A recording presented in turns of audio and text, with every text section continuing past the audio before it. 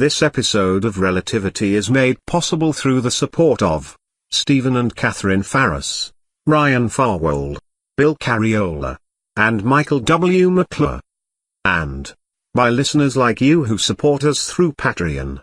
Learn how you can support this series and get exclusive content by visiting patreon.com/relativity. Get even more information about Relativity at relativitypodcast.com.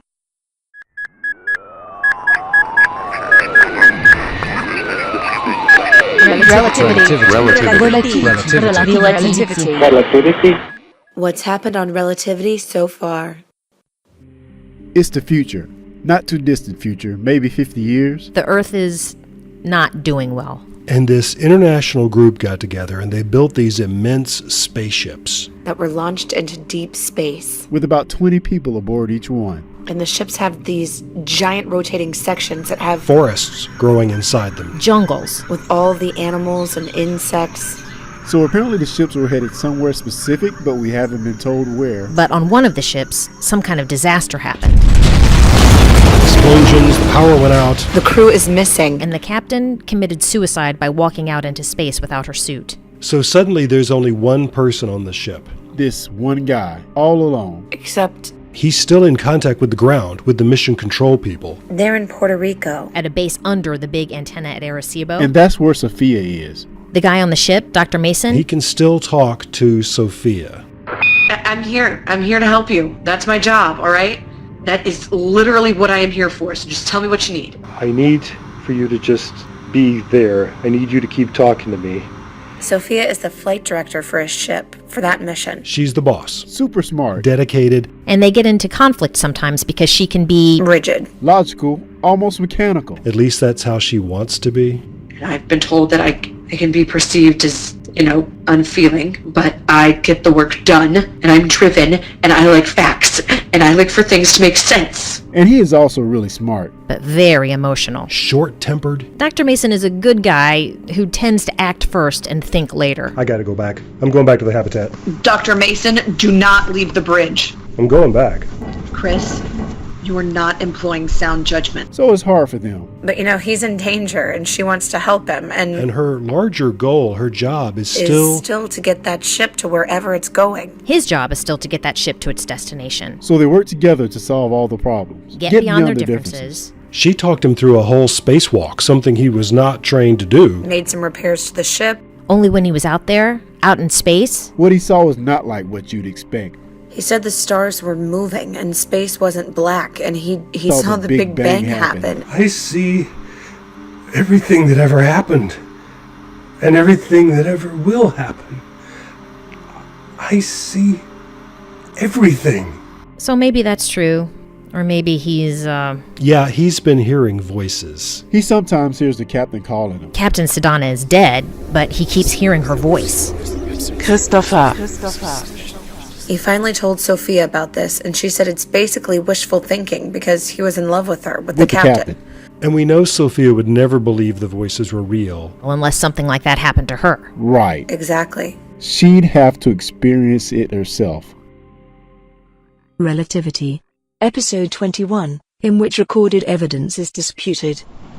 I think most of you heard that already, but I'm saying it again. I'm going outside to just maybe 10 minutes, but I'm taking a break. Go do it. For you. That's the spirit. All right.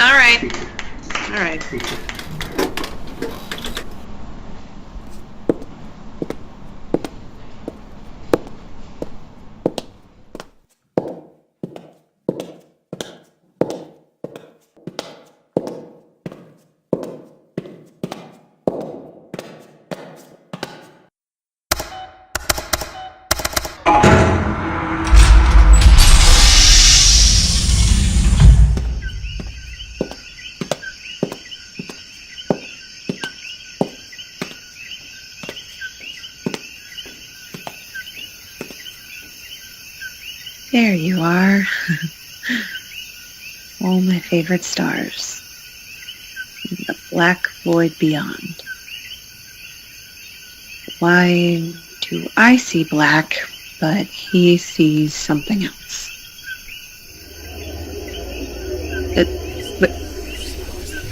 Where's that coming from?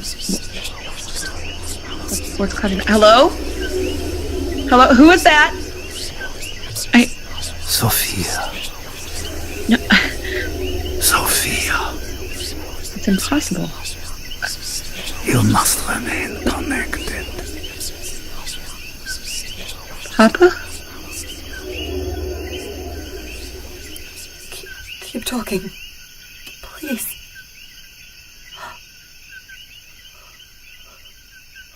Okay. If this is someone's idea of a joke, let me tell you, it is an extremely bad taste. That was my father's voice. And however you did that, whatever recording or synthesizer you're playing that's not... If you think it's funny, it is not. If you think I'm scared into believing in ghosts, well, I am not. He was a great man. And I loved him, and I had to watch him die in agony and insanity from the salvirus. So when I say that this joke is in bad taste, it's a tremendous understatement. Do you hear me? You must know there are security cameras everywhere out here, and they run night and day.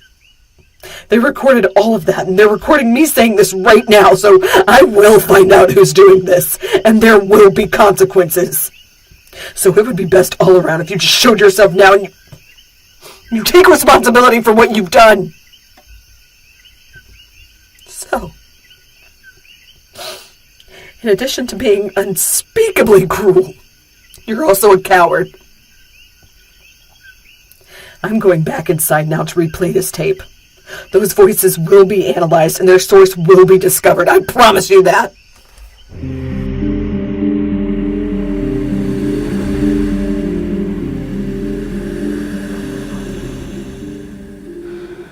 So beautiful. How I wish I could talk with our astronomer about this. He'd know which one of these stars is which. Maybe? Dr. Mason, we're getting elevated heart rate and respiration on our end. Are you okay? Oh, I'm fine. I'm just still looking around out here and trying to make sense of it all. And yeah, I guess I am getting a little bit worked up by everything. No. You're well within acceptable parameters. We just wanted to make sure you weren't in any trouble. No, are you kidding? I'm in a spacesuit I've never worn before, hanging onto the prow of a gigantic spaceship hurtling through the cosmos at nearly the speed of light. So what are you saying? Is some part of this supposed to be somehow dangerous? Negative. Not as long as you've retained that sense of humor. Yeah, this is tell me your name again. Marcus, yeah, well, it's all about perspective, isn't it? I mean, I think if anyone else could see what I'm seeing out here, they'd either laugh or, I don't know, go stark raving mad. Well, we all here are certainly glad you've chosen the laugh option. Yeah, it just comes naturally to me. I don't know why. I think if you could see what I'm seeing out here, you'd have the same response. Well, we should know soon, because we're going to get all those video feeds restored. Oh, yeah, that'd be great, because I know that Sophia believes I am hallucinating. That's possible. Well... I mean, it's possible she believes that. Yeah, well, if this is some kind of altered brain state, I've been living in it for quite a while now with no appreciable changes. And we are still exploring possible explanations for that. Well, sure, including my simply being insane. Well, you have to admit, it does sound just a bit crazy, seeing all of space and time all at once. I know, but that is what I see when I look away from the ship. Everything that ever was and everything that ever will be. I'm looking at the Big Bang right now. I am. I can see it. No, nobody's saying it's not what you're experiencing. Right. Just whether or not it's because I'm nuts. So shouldn't I be working on some more repairs out here or something? We need the flight director for that. Yeah, and she has taken a break for once in her life, and I will not interrupt that. Neither will I. You have no idea how hard it is to get her to go home at the end of her shift. Oh, I've experienced it. I have some idea. But But of course, we're all... She has respect and admiration of everyone here. I'm not surprised. No, I know I argue with her all the time, but I am a big Sophia fan myself. She just came back in. I knew she wouldn't stay out there for longer than 5 minutes. Tell her to go back outside. She's the boss. Oh, good point. Is everything all right? Yes. No.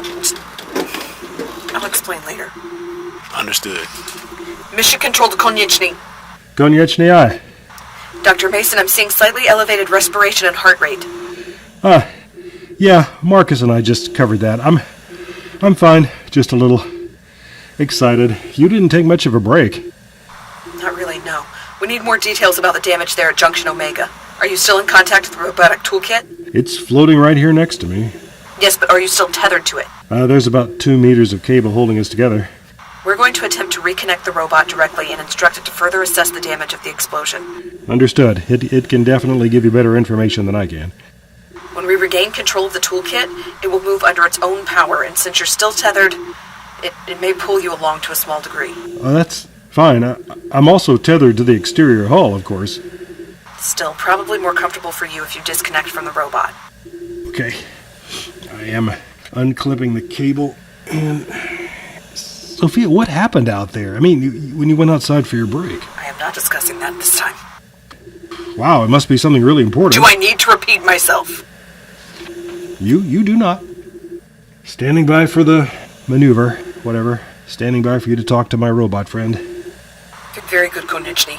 It may take a few minutes to make the connection to the toolkit.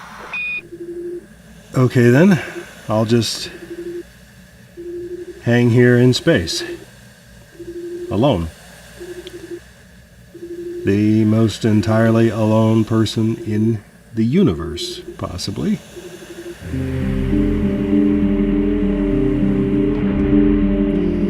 Datacom, what is taking so long? I'm not sure. Engineering is online and telemetry says they're pinging the robot. Contact should have been made by now.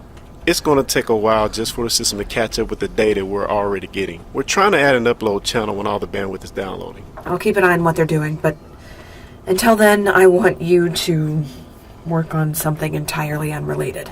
Really? Yes, I want you to copy the files from the current video monitoring of the entranceway. Everything that's been recorded so far tonight. Out where you just were? Where I just was. Then I want to review them with you in the data lab because I want to see and hear everything that happened while I was out there. Unless you'd like me to get one of the security guys to do it? No! Marcus, I want this to remain between you and me, alright? I want as few people involved in this as possible. Alright, understood. I'll do it now. Thank you, Marcus.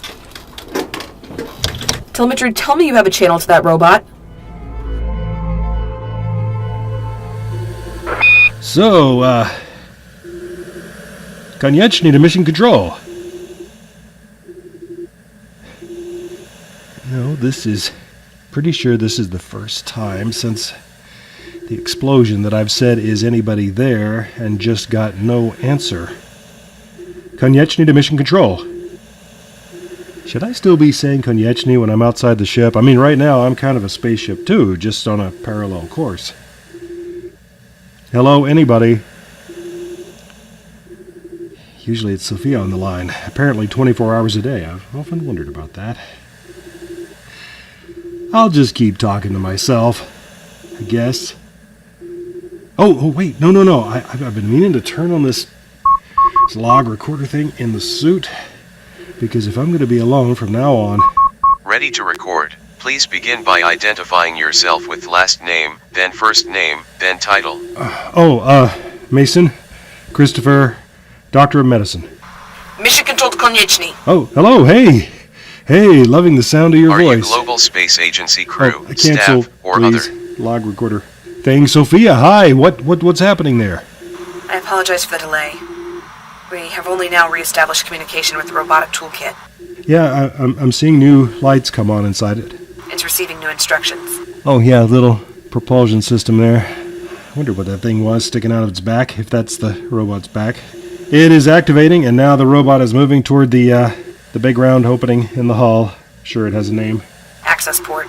Yeah, good name for it. Whoa, okay. What is the toolkit doing now? It flew right up to the port, and I can see the, I guess it's some kind of scanner thing with a lens on its end. It's moving back and forth. Now that we have control of it again, we can scan the entire area for all damage and assist the robot with repairs. Yeah, I figured, yeah. And the arms, the tentacle things, they're pulling something out of the storage bin of the robot, and, yeah, it looks like it's an electrical part of some kind, and, yeah, it is installing the part. Depending on the number of parts to replace, it may continue this routine for some time. So I just hang here in space and watch it work? Affirmative. We need your human eyes supervising this to make sure nothing goes wrong. Well, I can only... I will contact you again when this routine is completed. Yeah, but how long... Okay, what the hell is going on?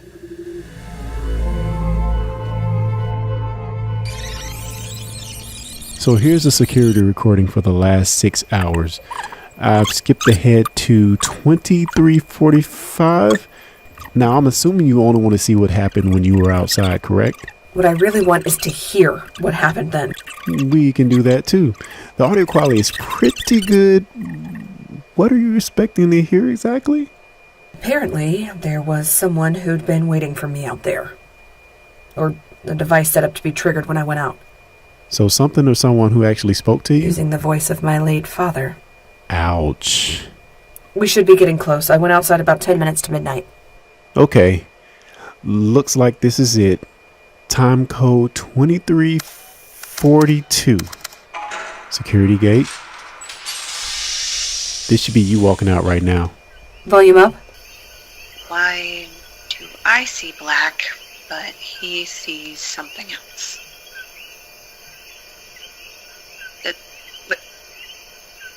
Where's that coming from?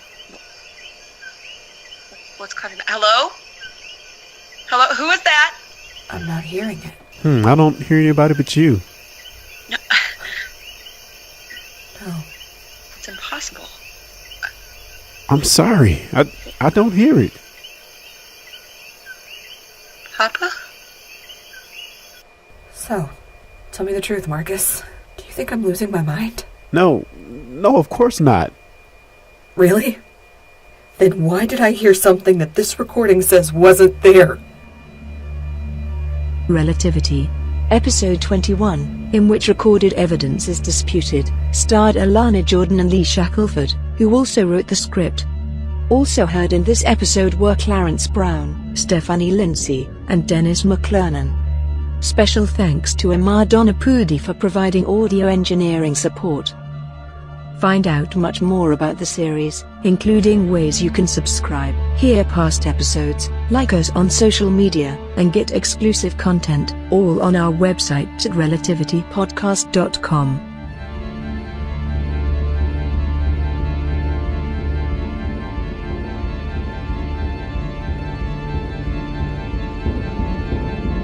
Relativity?